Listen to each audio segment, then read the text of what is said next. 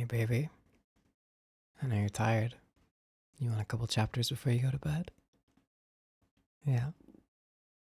Okay. I can do that. I can acquiesce, as Mr. Bennet would say. And speaking of, Chapter 7. Mr. Bennet's property consisted almost entirely in an estate of 2,000 a year, which, unfortunately for his daughters, was entailed in default of male heirs on a distant relation, and their mother's fortune, though ample for her situation in life, could but ill supply the deficiency of his. Her father had been an attorney in Meryton, and had left her £4,000. She had a sister, married to a Mr. Phillips, who had been a clerk to their father and succeeded him in the business, as well as a brother settled in London in a respectable line of trade. The village of Longbourn was only 1 mile from Meryton, a most convenient distance for the young ladies, who were usually tempered thither 3 or 4 times a week to pay their duty to their aunt and to a milliner's shop just over the way. The 2 youngest of the family, Catherine and Lydia, were particularly frequent in these attentions. Their minds were more vacant than their sisters', and when nothing better offered, a walk to Meryton was necessary to amuse their morning hours and furnish conversation for the evening. However bare of any news of the country in general might be, they always contrived to learn some from their aunt.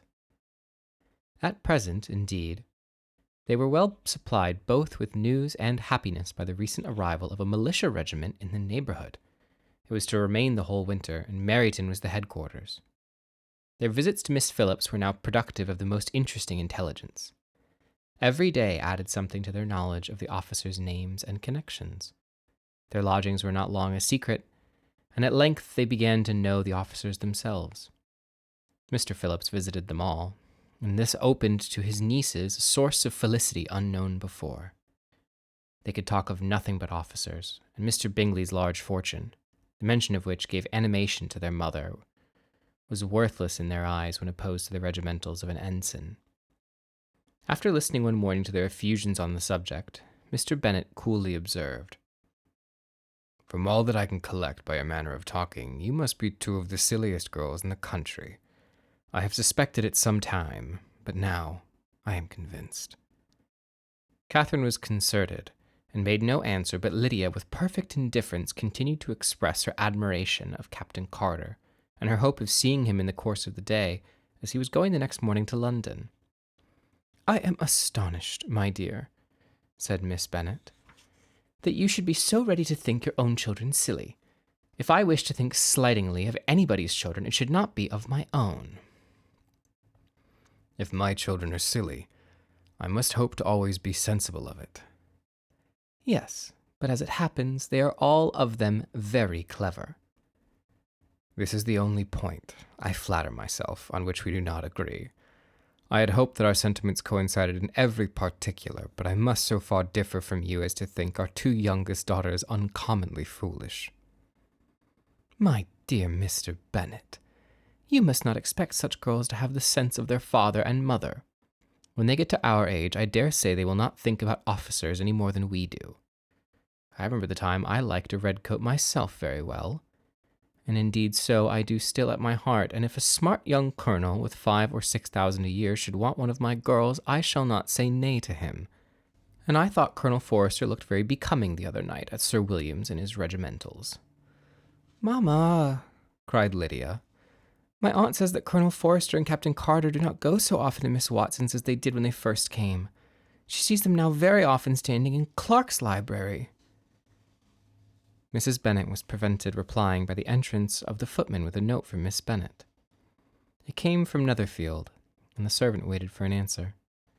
Miss Bennet's eyes sparkled with pleasure, and she was eagerly calling out while her daughter read. "Well, Jane, who is it from? What is it about? What does he say?" "Well, Jane, make haste and tell us. Make haste, my love." "It is from Miss Bingley," said Jane, and then read it aloud. "My dear friend, if you are not so compassionate as to dine today with Louisa and me, we shall be in danger of hating each other for the rest of our lives, for a whole day's tete-a-tete between 2 women can never end without a quarrel. Come as soon as you can on the receipt of this. My brother and the gentlemen are to dine with the officers. Yours ever, Caroline Bingley. With the officers? Cried Lydia. I wonder my aunt did not tell us of that. Dining out, said Miss Bennet. That's very unlucky. Can I have the carriage? Said Jane. No, my dear, you had better go on horseback, because it seems likely to rain, and then you must stay all night. That would be a good scheme, said Elizabeth, if you were sure that they would not offer to send her home. Oh, but the gentlemen will have Mr. Bingley's chaise to go to Meryton, and the Hursts have no horses to theirs. I had much rather go in the coach. But, my dear, your father cannot spare the horses, I am sure. They are wanted in the farm, Mr. Bennet, are they not? They are wanted in the farm much oftener than I can get them. But if you have got them today, my mother's purpose will be answered. She did at last extort from her father an acknowledgment that the horses were engaged. Jane was therefore obliged to go on horseback, and her mother attended her to the door with many cheerful prognostics of a bad day. Her hopes had answered. Jane had not been gone long before it rained hard. Her sisters were uneasy for her, but her mother was delighted. The rain continued the whole evening without intermission. Jane certainly could not come back. This was a lucky idea of mine indeed, said Miss Bennet, more than once, as if the credit of making it rain were all her own. Till the next morning, however, she was not aware of all the felicity of her contrivance. Breakfast was scarcely over when a servant from Netherfield brought the following note for Elizabeth. My dearest Lizzie, I find myself unwell this morning, which I suppose is to be imputed to my getting wet through yesterday. My kind friends will not hear of my returning home till I am better. They insist also on my seeing Mr. Jones, therefore do not be alarmed if you should hear of his having been to me. And excepting a sore throat and headache, there is not much the matter with me. Yours, C. Well, my dear, said Mr. Bennet, when Elizabeth had read the note aloud, if your daughter should have a dangerous fit of illness, if she should die, it would be a comfort to know that it was all in pursuit of Mr. Bingley, and under your orders. Oh, I am not at all afraid of her dying. People do not die of little trifling colds. She will be taken care of. As long as she stays there, it is all very well. I'd go and see her if I could have the carriage. Elizabeth, feeling really anxious, was determined to go to her, though the carriage was not to be had, and as she was no horsewoman, walking was her only alternative. She declared her resolution. How could you be so silly, cried her mother, as to think of such a thing in all this dirt? You will not be fit to seen when you get there. I shall be very fit to see Jane, which is all I want. Is this a hint to me, Lizzie, said her father, to send for the horses? No, indeed. I do not wish to avoid the walk. The distance is nothing. When one has a motive, only 3 miles. I shall be back by dinner. I admire the activity of your benevolence, observed Mary. But every impulse of feeling should be guided by reason, and in my opinion, exertion should always be in proportion to what is required. We will go as far as Meryton with you, said Catherine and Lydia. Elizabeth accepted their company, and the 3 young ladies set off together. If we make haste, said Lydia, as they walked along, perhaps we may see something of Captain Carter before he goes. In Meryton they parted. The 2 youngest repaired to the lodgings of one of the officers' wives, and Elizabeth continued her walk alone, crossing field after field at a quick pace, jumping over stiles and springing over puddles with impatient activity, and finding herself at last within view of the house. With weary ankles, dirty stockings, and a face glowing with the warmth of exercise. She was shown into the breakfast parlor, where all but Jane were assembled, and where her appearance created a great deal of surprise. That she should have walked 3 miles so early in the day, in such dirty weather, and by herself, it was almost incredible to Miss Hurst and Miss Bingley, that Elizabeth was convinced that they held her in contempt for it. She was received, however, very politely by them, and in their brother's manners there was something better than politeness. There was good humour and kindness. Mr. Darcy said very little, and Mr. Hurst said nothing at all.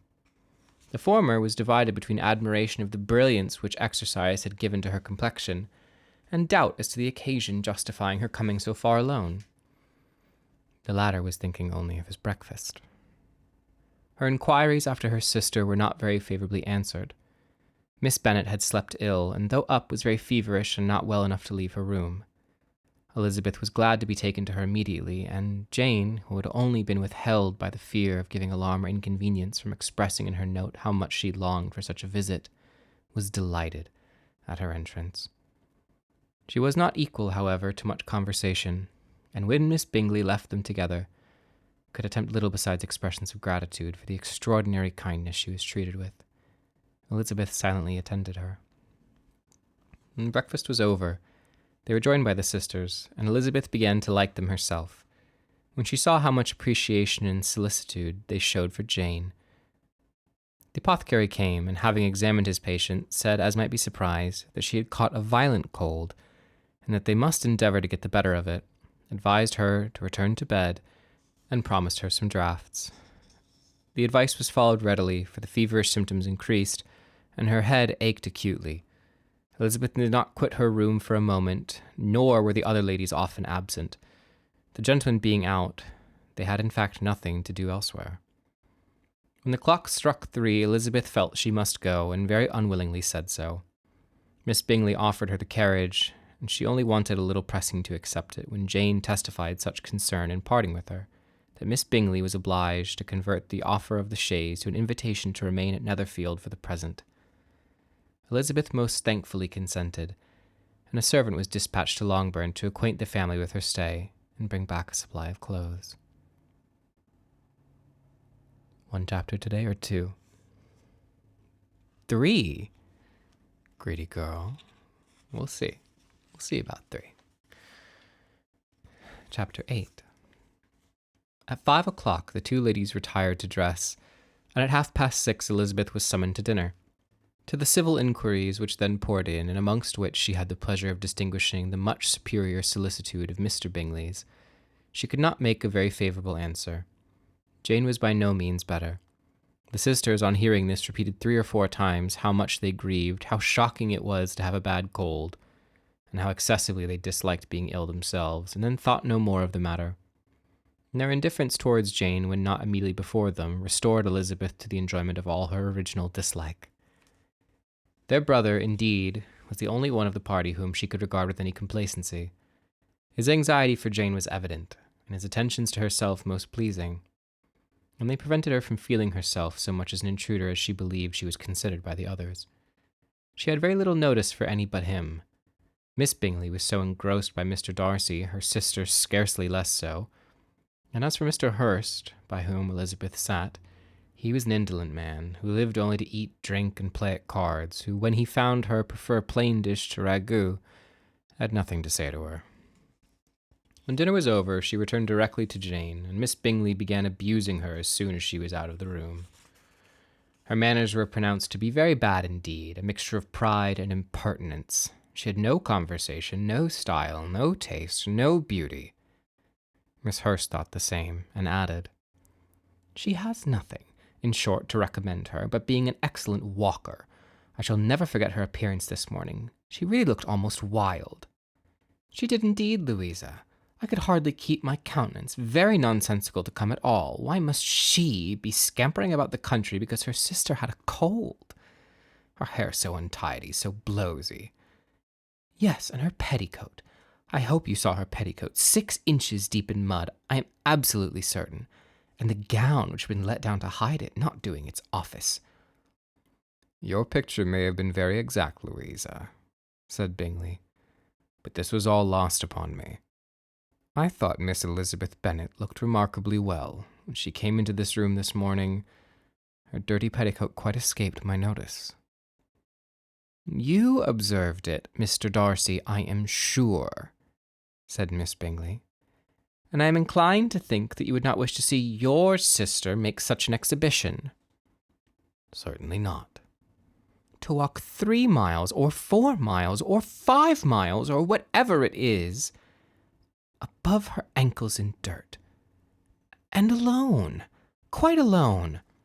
What could she mean by it? It seems to me she's shown an abominable sort of conceited independence, a most country town indifference to decorum." It shows an affection for her sister that is very pleasing," said Bingley. "I am afraid, Mr. Darcy," observed Bingley, in a half-whisper, "that this adventure has rather affected your admiration of her fine eyes."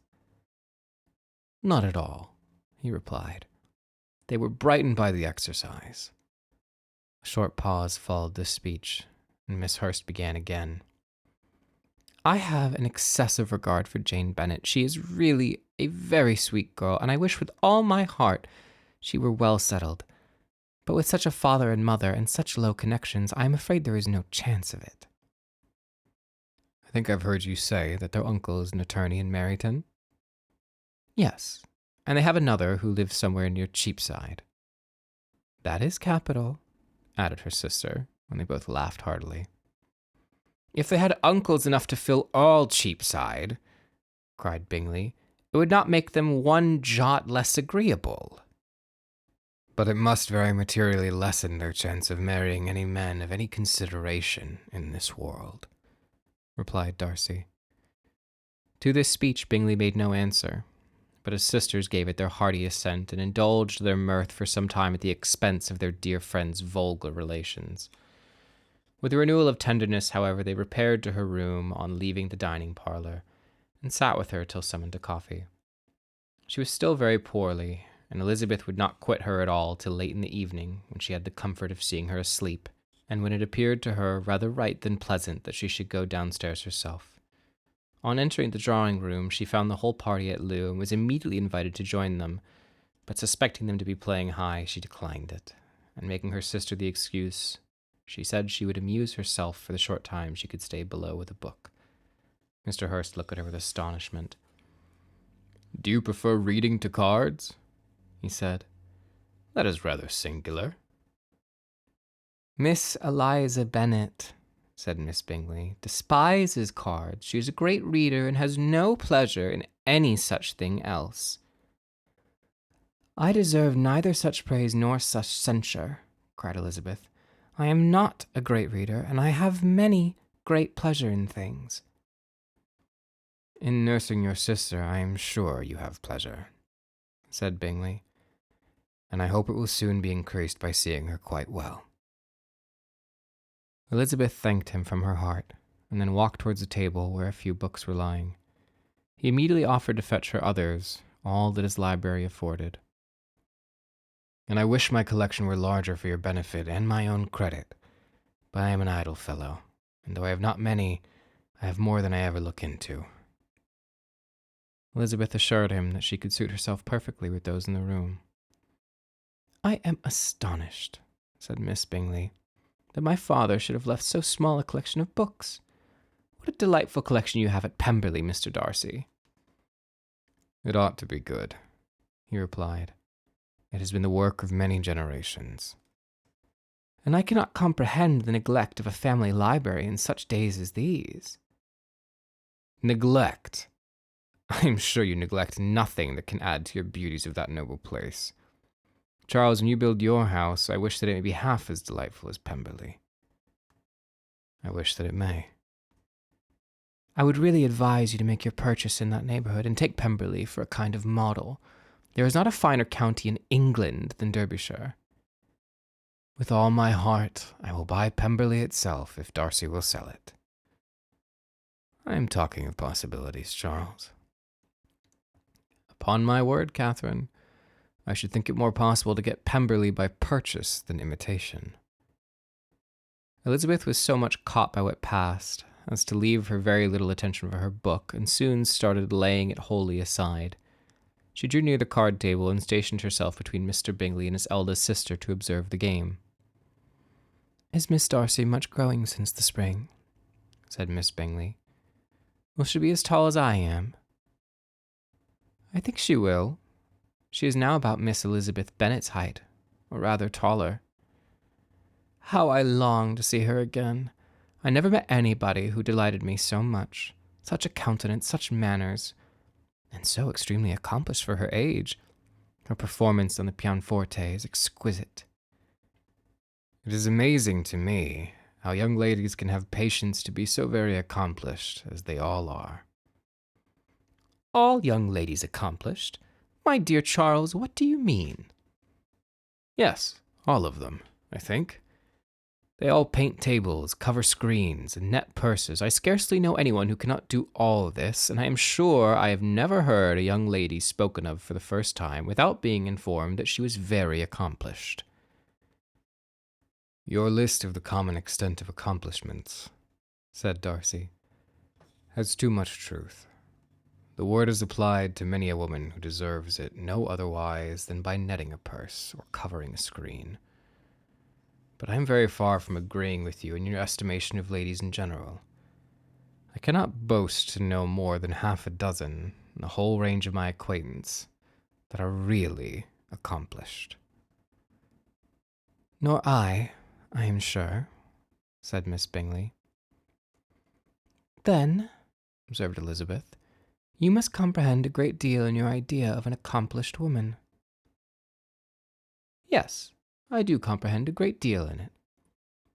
Oh, certainly, cried his faithful assistant. No one can be really esteemed accomplished who does not greatly surpass what is usually met with.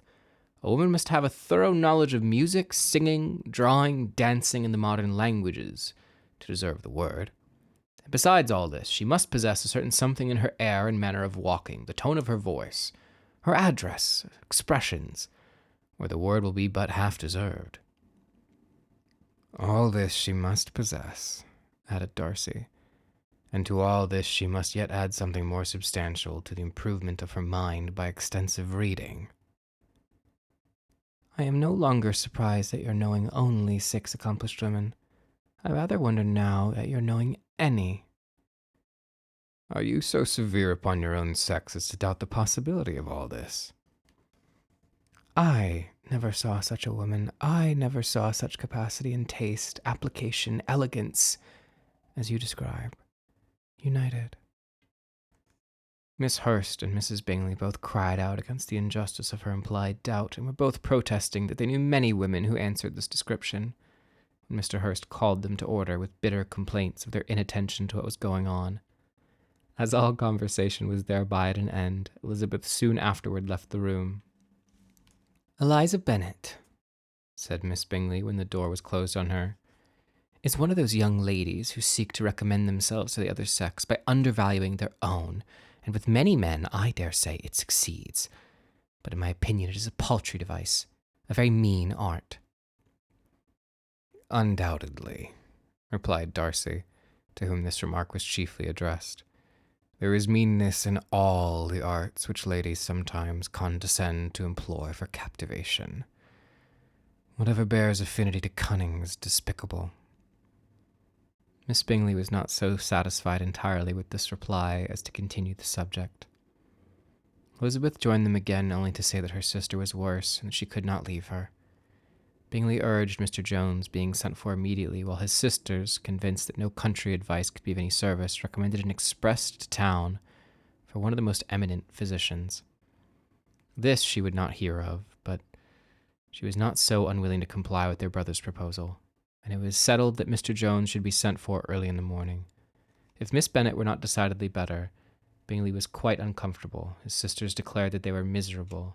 They solaced their wretchedness, however, by duets after supper, while he could find no better relief to his feelings than by giving his housekeeper directions that every possible attention might be paid to the sick lady and her sister. And that's another chapter. I wonder, who are you hoping for? What do you know, huh? I think it's cute. But you should get some rest, okay? We'll pick up soon, I promise.